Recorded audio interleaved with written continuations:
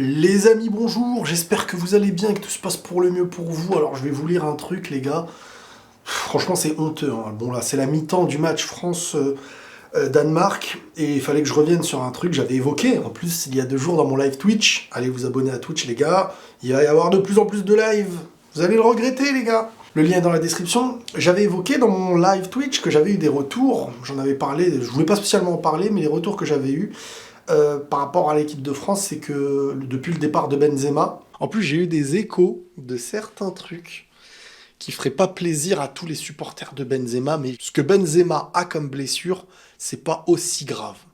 En fait, voilà. Non, Benzema ne viendra pas. Benzema, ça y est,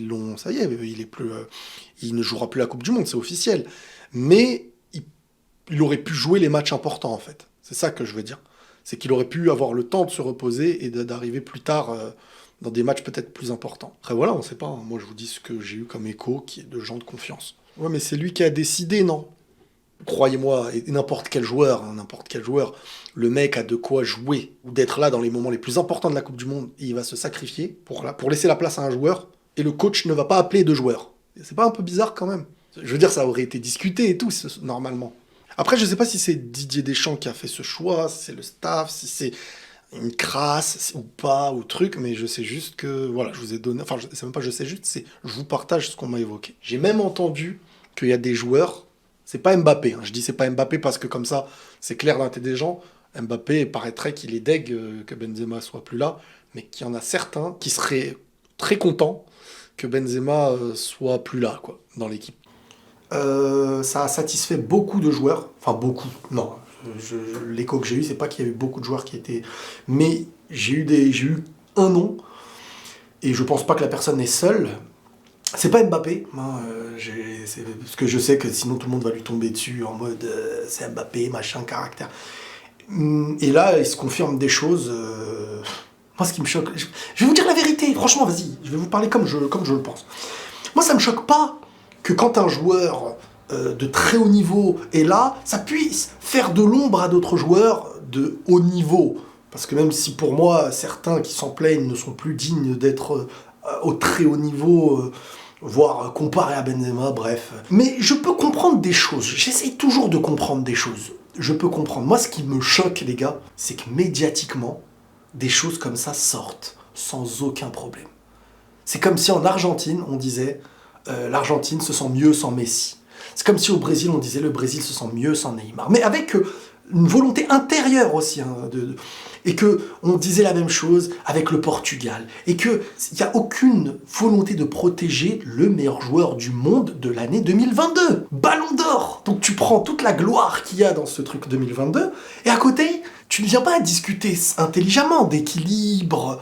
L'équilibre sans Benzema, est-ce qu'on en discute? Est-ce que Giroud convient à ça peut-être parce qu'ils sont habitués et qu'ils ont peut-être grandi sans Benzema cette équipe, donc ils ont instauré un automatisme que Benzema n'a pas eu le temps peut-être d'instaurer, que des joueurs sont venus en fonction de ceux qui étaient là avant. Et c'était pas ça le questionnement. Et ça on peut le comprendre, je vous le dis depuis 1 million de fois, l'équilibre avec Giroud existait, il s'est construit comme ça a fonctionné comme ça. Benzema arrive, il faut changer quelque chose et ça s'était vu et on en avait parlé, j'ai fait plein de vidéo là-dessus. Mais le traitement, mettez-vous à la place de Benzema, je veux dire. Le traitement, il est pas bon.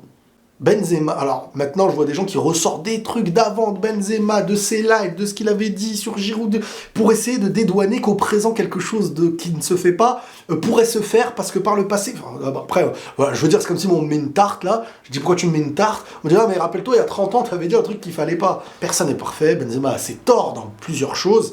Mais je veux dire, au présent, le mec revient en équipe de France. Le mec revient en équipe de France, il est irréprochable, il fait pas d'histoire, voilà. C'est le ballon d'or. Je veux dire, normal que quand il arrive, les projecteurs soient sur lui. Si ça ne plaît pas à certains joueurs qui n'ont jamais postulé première, deuxième, troisième place, etc., à un moment donné, il faut se poser des questions. À un moment donné, il faut t'adapter à ton meilleur joueur. Dans un collectif, c'est comme ça. Mais dans un collectif où, pendant des années, on pensait tous qu'il n'allait jamais revenir et donc ça s'est construit sans lui, le faire revenir fait que t'as des joueurs qui avaient anticipé des choses dans leur tête et un positionnement et le fait d'être à l'aise. On va prendre Griezmann, par exemple. Un Griezmann, c'est sûr qu'il est plus à l'aise sans Benzema. C'est sûr que si Benzema s'en va, il doit être content. Mais je veux dire ça, c'est un truc qui doit rester en interne, normalement. Je veux dire, moi, je peux comprendre. J'ai joué au foot, on a tous joué. Je veux dire, il y a des choses, et si tel joueur est là, ça te bousille, si toi t'es là, ça peut bousiller le rôle d'un gars et tout. On avait tous vu que quand Benzema était titulaire avec Mbappé, ça a fait sauter certains joueurs. Giroud n'était plus donc titulaire, voire peut-être même plus en équipe de France, et Deschamps devait faire un choix. Et Deschamps, il a été un peu clair, il avait dit s'il y a Benzema, enfin il l'a pas dit direct, mais c'était s'il y a Benzema, il n'y aura pas Giroud. Et ça a pénalisé Griezmann aussi, puisqu'on avait vu qu'il n'avait aucun réellement positionnement, il n'était pas dans son football préférentiel, mais t'as quand même le Ballon d'Or, t'as Benzema, t'as le meilleur joueur du monde 2022, tu dois réfléchir avec, tu dois t'adapter avec. Mais si t'as un groupe qui, au fond, pas tous, mais je pense une bonne partie, n'arrive pas à accepter ce truc-là, et au final, chacun voit son intérêt, forcément, on peut comprendre certaines choses.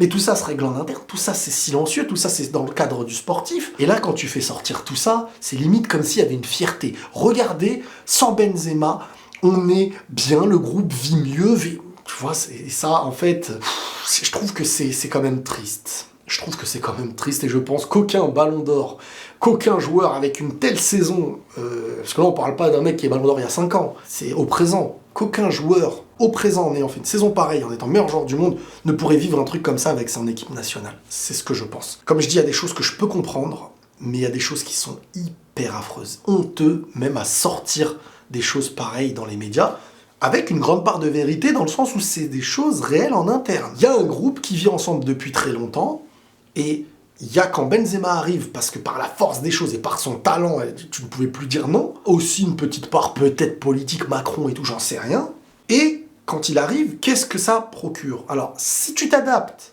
au meilleur joueur du monde, forcément tu dis, bon ben voilà, il est là, c'est normal, on va s'adapter, il y aura des choses qui vont se passer, on fera moins là-bas, on fera plus là-bas, comment on s'adapte? Mais la réalité de ce monde, même j'ai envie de dire, c'est que en arrivant, il y a un groupe, mais en arrivant, il y a des joueurs qui vont mal le prendre, pour leur profil individuel, pour leur positionnement, pour leur capacité, et pour le fait de perdre en luminosité. Et le conflit, il est là. Le conflit, il est là, sauf que c'est silencieux pendant un moment, et je trouve que c'est ça qui fait que c'est là où je trouve que c'est honteux, ça respire la lâcheté, c'est dès lors que le gars est blessé, il s'en va, et en plus même dans cette blessure, il y a de la polémique sur combien de temps il pouvait rester, est-ce qu'il aurait pu jouer à un autre moment dans la compétition plus tard et tout, ça c'est un autre débat, soit ça sortira un jour, soit on verra, mais de l'autre côté, quand le mec n'est plus là, tout sort, et chaque gloire devient une nouvelle gloire sans Benzema, grâce à l'absence de Benzema. Et je trouve que le fait qu'en France, on puisse ressortir ça médiatiquement, ça fait tâche à l'encontre de ton Ballon d'Or. Et là, après, ça fait des conflits, c'est même politique, après, ça dépasse tout. C'est là où je trouve que c'est dommage. Heureusement qu'il y a des gens, et j'essaye de faire cette nuance dans beaucoup de choses, c'est-à-dire de vraiment mettre la compréhension de choses qu'on peut comprendre et qui sont réelles dans un cadre sportif et dans un collectif, mais la lâcheté qui existe à côté. Mais on va pas se mentir, je trouve que c'est très honteux. Surtout de sortir ça, le journal L'Équipe, boum. Depuis le départ de Benzema, le groupe des Bleus est plus libéré. Le titre, il me tarte quand même. Hein. Imaginez le joueur que tu as adulé pour son Ballon d'Or, sa saison et tout, français, il vient de se blesser, dégoûté, il ne jouera plus peut-être jamais la Coupe du Monde, et derrière tu lâches un truc comme ça, le média sportif numéro 1 du pays. Ça fait tâche. Comme je dis, c'est même pas le fait qu'un joueur comme Griezmann puisse être pénalisé dans la présence d'un Benzema et lui, humainement, joueur, un truc normal qui veut son positionnement préférentiel, truc, on peut le comprendre. Mais que tout apparaisse comme ça après une blessure, après un départ et tout, c'est super moche. Bref, voilà ce que je voulais dire par rapport à ça. De manière, on revient tout à l'heure. Peut-être qu'on en reparlera en live. Prenez tous soin de vous, les amis, et la paix sur vous.